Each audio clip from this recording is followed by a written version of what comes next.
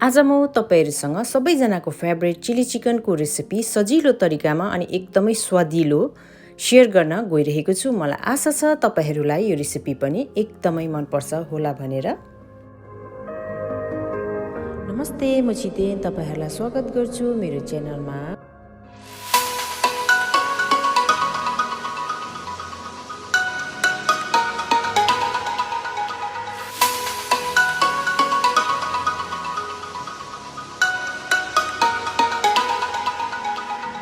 सबैभन्दा पहिला चिकनलाई म्यारिनेट गर्नको लागि यहाँनिर मैले ठूलो चम्चाको 1 चम्चा अदुवा लसुनको पेस्ट 400 ग्राम चिकनमा राख्दैछु। सानो चम्चाको 1 चम्चा मरिचको धुलो, ठूलो चम्चाको 1 चम्चा आदि भिनेगर, नुन स्वाद अनुसार, एउटा अन्डा पनि राख्दैछु।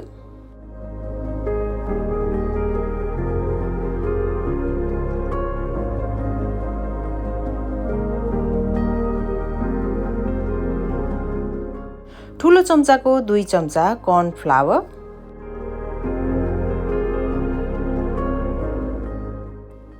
त्यसै गरेर ठूलो चम्चाको 1 चम्चा आधा अल पर्पज फ्लावर,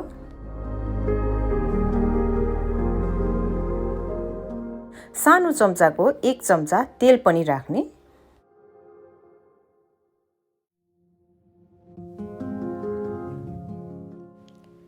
सबै सामग्रीहरूलाई राम्रोसँगले मिक्स गरेर कभर गरेर 1 घण्टाको लागि छोडिदिने।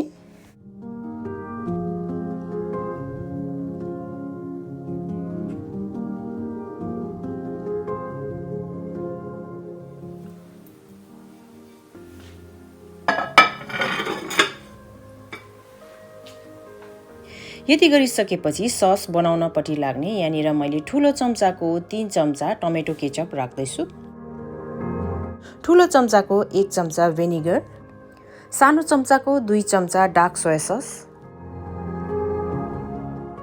र यहाँनिर चाहिँ मैले रेडीमेड चिली ससको सट्टामा सुक्खा खोर्सानीलाई भिजाएर पिसेको ठूलो चम्चाको 1 चम्चा राख्दैछु।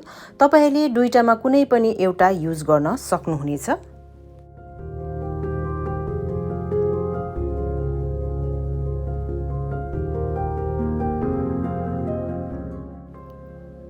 ठूलो चम्चाको 1 चम्चा कर्न फ्लावर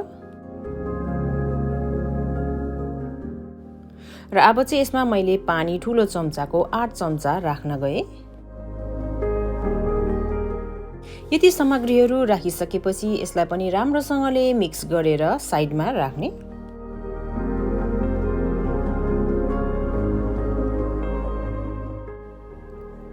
अरु चाहिने सामग्रीहरू ठूलो चम्चाको 1 चम्चा अदुवालाई मसिनो काटेको छु, ठूलो चम्चाको 2 चम्चा मसिनो गरेर काटेको लसुन र एउटा आधा मिडियम साइजको प्याज र एउटा क्याप्सिकम छ यहाँनिर।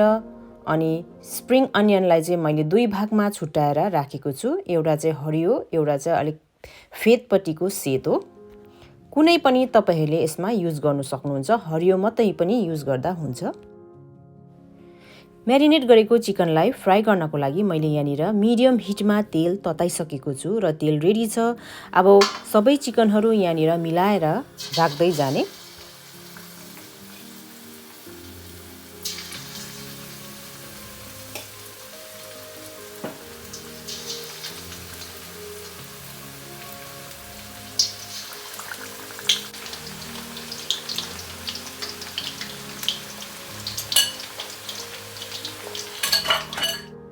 चिकनलाई दुवै साइड गोल्डन ब्राउन हुइन्जेलसम्म फ्राई गर्ने र त्यति बेलासम्म चिकन पाकी पनि सकेको हुन्छ र यसलाई एउटा प्लेटमा निकालेर साइडमा राख्ने।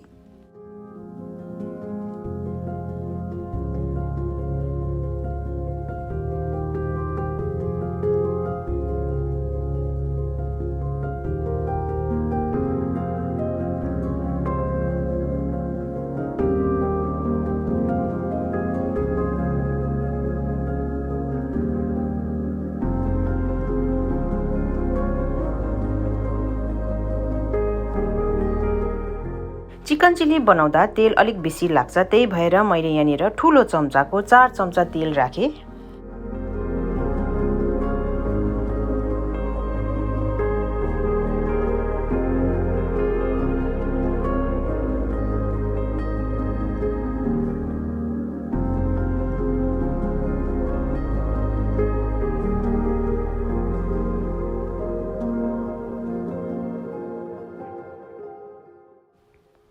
तातो तेलमा यो लसुनलाई पहिला राख्ने, सँगसँगै अदुवालाई पनि राख्ने र एकछिन चलाउने।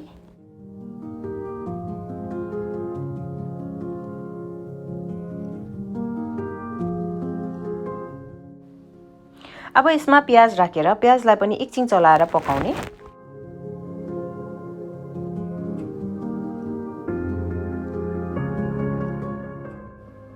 अब रहेको यो स्प्रिङ अनियन र बेल पेपर पनि एड गरेर छिटो छिटो यसलाई स्टर गर्नुपर्छ, ओभरकुक चाहिँ गर्नु हुँदैन।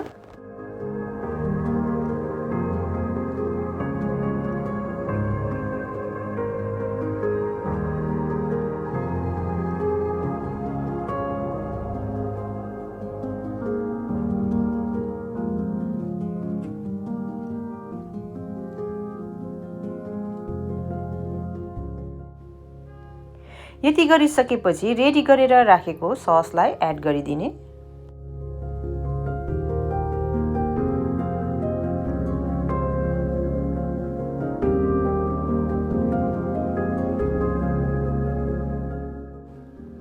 सस राखिसकेपछि स्वादअनुसार नुन पनि राख्ने। नुन सँगसँगै मैले यहाँनिर सानो चम्चाको 1 चम्चा चिनी पनि एड गरेँ। यो चाहिँ अप्सनल मात्र हो, तपाईहरूले राख्दा पनि हुन्छ नराख्दा पनि हुन्छ। यति एड गरिसकेपछि अब ससलाई 1 मिनट जस्तो मिडियम हिटमा पकाउने।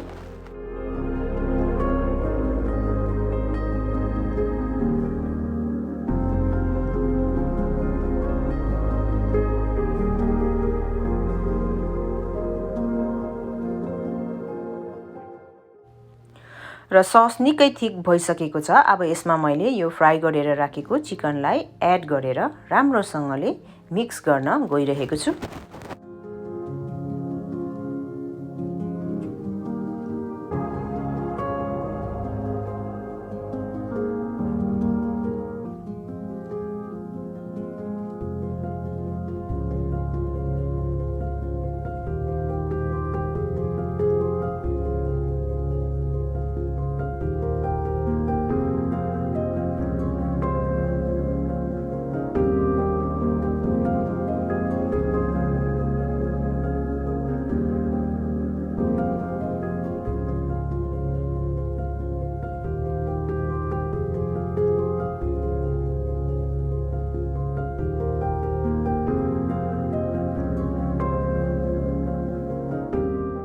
र कस्तो लाग्यो आजको मेरो यो चिली चिकनको रेसिपी कमेन्ट गर्नु चाहिँ नबिर्सिदिनुहोस् है। अनि यदि मेरो च्यानलमा तपाईहरू नयाँ हुनुहुन्छ भने प्लिज च्यानललाई सब्स्क्राइब गरेर तपाईहरूको साथी फ्यामिलीहरूसँग सेयर पनि गरिदिनुहोस्। अनि यदि रेसिपी मन परे भिडियोलाई लाइक पनि गरिदिनुहोस्।